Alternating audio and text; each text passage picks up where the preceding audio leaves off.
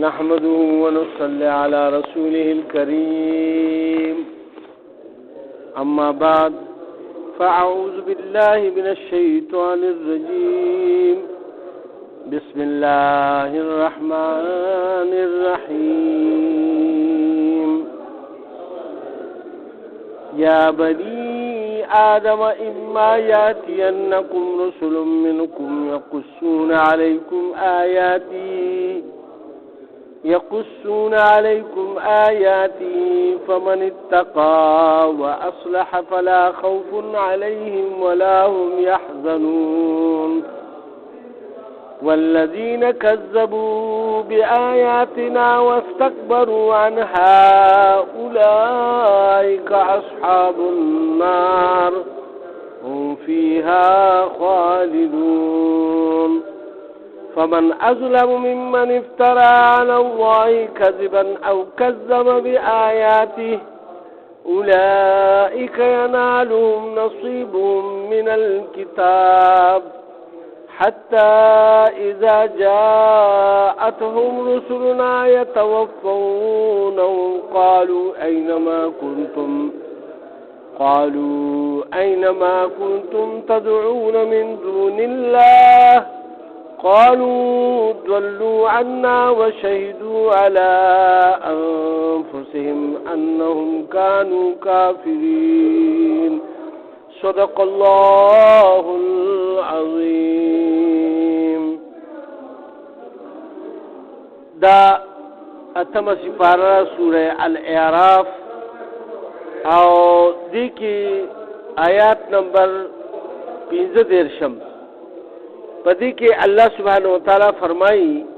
یا بنی آدم اے بنی آدم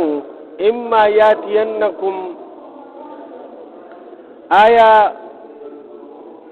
راغلے تاسو رسولم منکم یا راضی بتاسو تا رسولان زمانہ یعنی رسولان زمانہ طرفنا امستاسو کی بزسوک رسول جوڑو ما وغبرا ولما یقصون علیکم آیاتی چه بیانوی با پتاسو باندی زما آیاتنا یعنی بنی آدم تا اللہ سبحانہ وتعالی ویدہ کم وقت کی راو بیٹولو بنی آدم تا عالم ارواح کی اللہ دا حکم کرو بلکہ آدم علیہ السلام کلا اللہ سبحانہ وتعالی دا اسمان نرا کزولو نو پدغ وقت کی او خطابی ورتکڑو پا سورہ بقرہ کے تیر شوی دی چه اللہ سبحانہ وتعالی و تو فرمائے چه تاسو تو کش شید دی اسمانون نظمکی تا او تاسو تبیا زمان طرف پیغمبران رازی اغیب تاسو تبیا زمان بیان کئی زما وحدانیت به بیانې زما احکامات به تاسو بیانې چا چې دای خبره ومنه لاغي به کامیاب وي او زه به جنت کې داخل کوم فلاح عمومي کامیاب بشي او که چا دای خبره ونه منه نو به دوزخ کې واچو نو هغه خبرې طرف ته دلته اشاره ده الله سبحانه وتعالی فرمایي چې یعنی تاسو کې به زه اے بنی آدمو را لېږم رسولان او بیا باغی بیانی زما آیاتونه پتا سکی باندې فمن اتقا پس کم سړی چې تقوا اختیار کا واصلح او صالح جوړ شو عمل صالح کو فلا خوف نو پاغه باندې وسی رنوی علیهم پدوی باندې ولا هم یحزنون نو بدی غمجن وی یرب په قیامت کې بنوي او نو په دنیا کې وي په دنیا کې عارضی راو غم کرازی د دین د وجنانو دا ځان د پاره د خیر سبب وګړو ولی چې پای باندې د آخرت ډیر لوی اجر به ملاوي دې لپاره خدا آخرت غم او حزن دواړه به پینوي نه به پیروي چې رسب کیږي چې ایمان سره لاړو او نه به د غمجن وي چې یعنی مطلب دا دغه وخت کې وده په غم کې په قیامت کې هم د خوشاله او تر تازه وي او بیا به دا ټول مرحله او په د باندې ډېر خېسي دي شو جنت کې به الله پاک داخل کی او بل الله پاک فرمایي والذین کذبوا وکسان چې چا دروغ وګڼل به آیاتنا زموږ آیاتونه لرا واستكبروا او د اغینه تکبر کو یعنی انکار په تکبر سره کیږي که تاسو خیال کړي کنه نو سره متکبر وي چې خبره اوري نو ایمانه بس پرې دی وي روکی کا عنها یعنی زما یعنی چې تاسو ته کلا آیاتونه پڑھاویږي او تاسو هغه قرآن پڑھاویږي او تاسو د هغه نه تکبر کوي اولئک اصحاب النار نو دا کوم خلق دي دا اور والي دوزخیان دي هم فيها خالدون او دوی په دې کې همیشه وي یعنی په دې دوزخ کې به دوی د همیشه د پاره بیا پراته وي اوس الله سبحانه وتعالى فرمایي فمن اظلم پس سوق زیات ظالم دی ممن افترا دا هغه چانه چې جوړ کی اوتړي علی الله په الله باندې کذبا درو دا غره خور سوق زیات ظالم کې دی نشي په الله باندې درو اوتړي دی کفارو چې کوم سيزونه ځان نه جوړ کړی دي نو دای خلکو تسوي وې دا مړ د الله حکم نه داسي د دې د وجه نه غي داسي دا کوي دلته کې الله پاک فرمایي چې وې دغه خلکو نه کم زیات ظالمان دي چې الله پر درو سړي او کذب بیااته یا د الله آیاتونه دروغ غني اولئک ینالهم دا داس خلق دي چې ملاویږي بدایتا نصیبهم اسر دی من الكتاب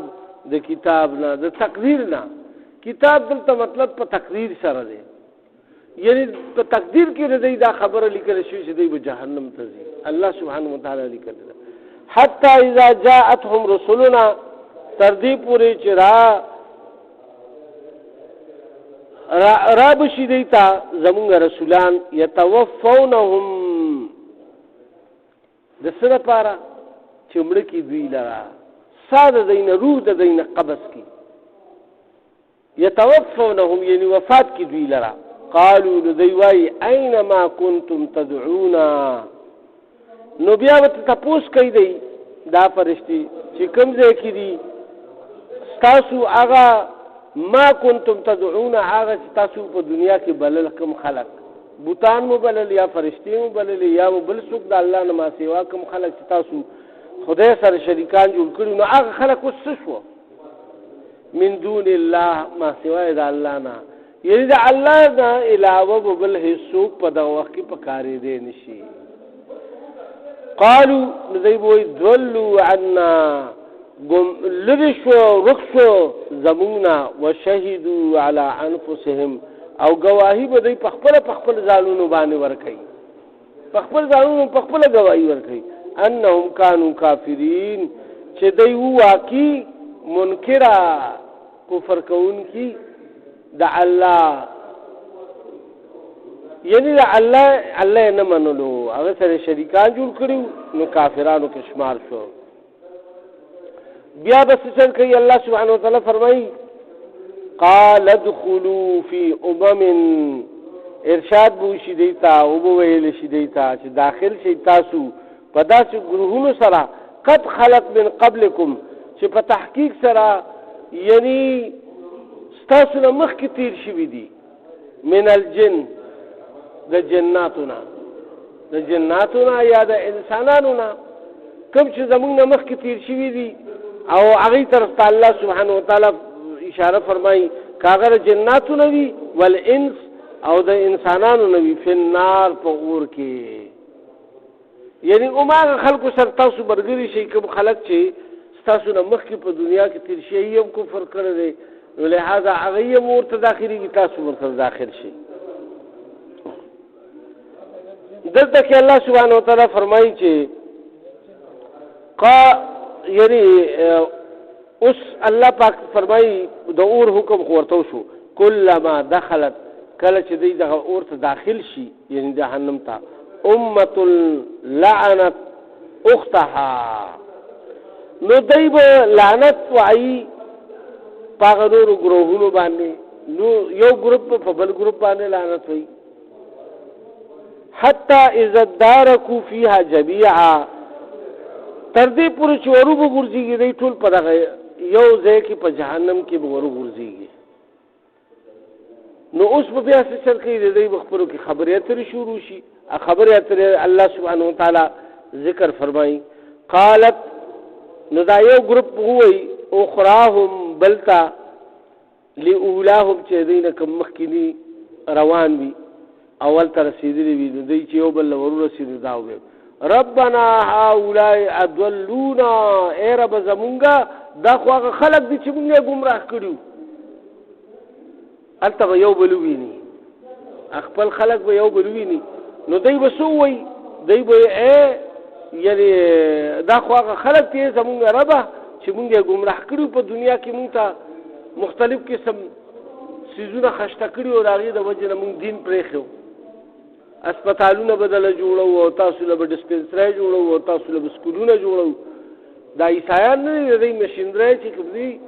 نو دا چې ګرځي په ټوله دنیا کې دوی خلکو ته وایي مړه مونږ به علاج معالجه او دا به کوو نوکری به درکوو دا به درکوو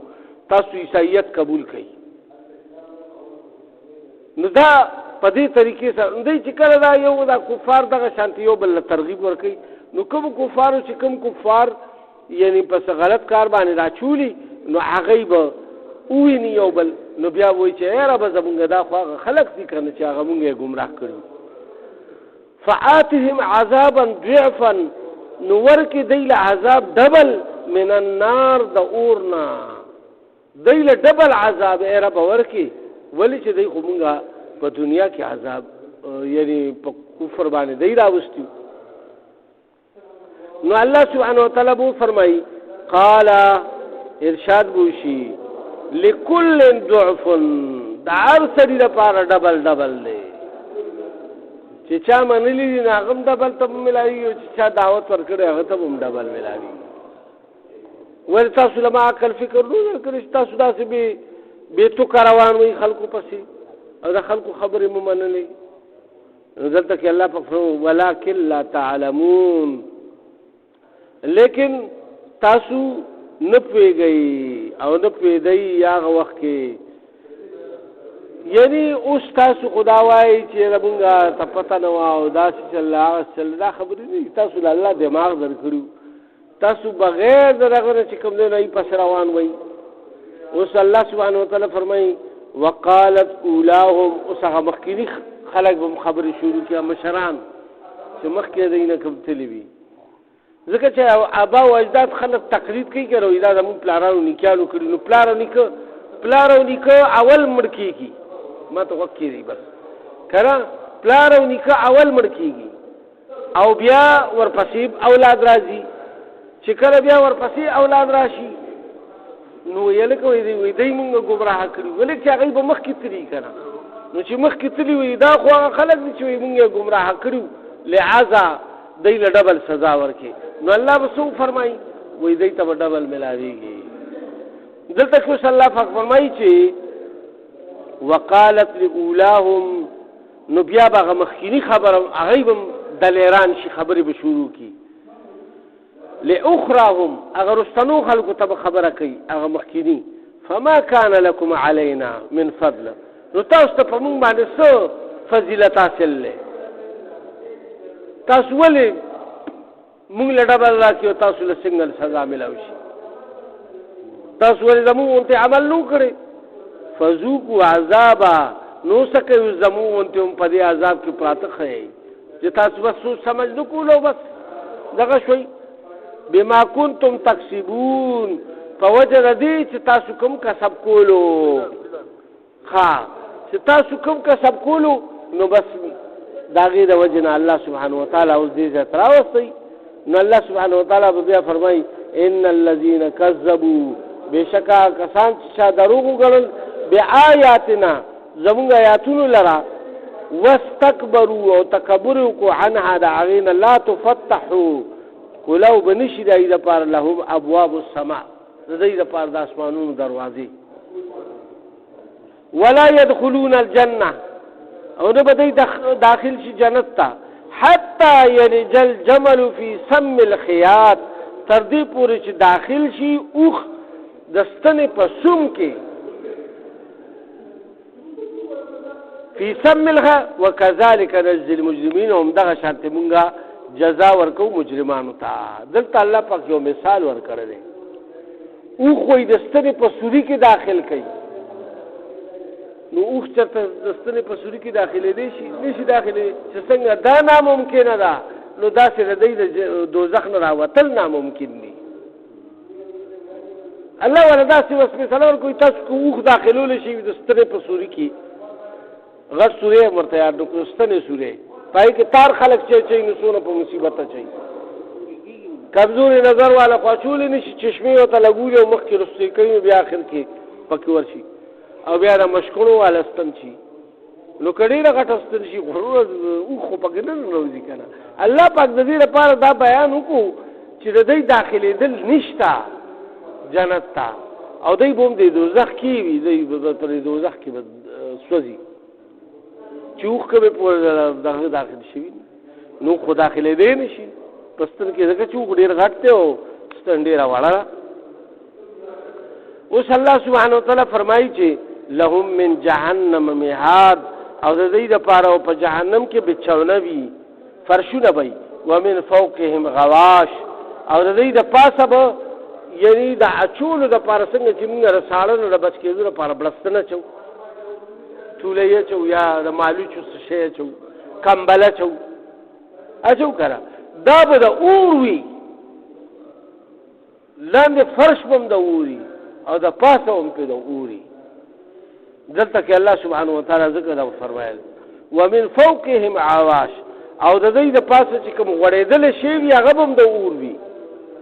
وکذلک نجزي الظالمین هم دغه رنګې مونږه جزا ورکو ظالمانو خلکو ته. بیا به دوی ته پته ولګي د خپل ظلم د ټولو نه غټ ظلم الله سره شرک کول. صدق الله العظیم. الله پاک دې زموږ دا ناسته په خپل درګاه قبول او منظور کړي، زموږ د ګناهونو درجېدو سبب دی وګرځي او الله سبحانه وتعالی دې که په مونږ کې په کورونو هسپتالونو کې څومره مؤمنان مسلمانان بیماران دي شفایاب یې کوي، څومره قرضداران دي قرضونه اخلاص کوي، د چا څه شرعي حاجتونه یا الله د خپل غیبي خزانونه ورته پوره کوي، د حق او حلالو د رزق فراغ سبب د ټولو مؤمنان مسلمانانو په خپل کور کې د وطن باندې وکړي. یا الله زمونږ آبا او اجداد نیاګان لیکيان څومره چې مخکې امت محمدیه صلی الله علیه وسلم افراد وفات شوي دي د ټولو مغفرت وکړي. مونږ ته دا راتلونکي منظرونه آسان کړي، په آخر کې مدازي مشانه کلمه نصیب کړي چې لا اله الا الله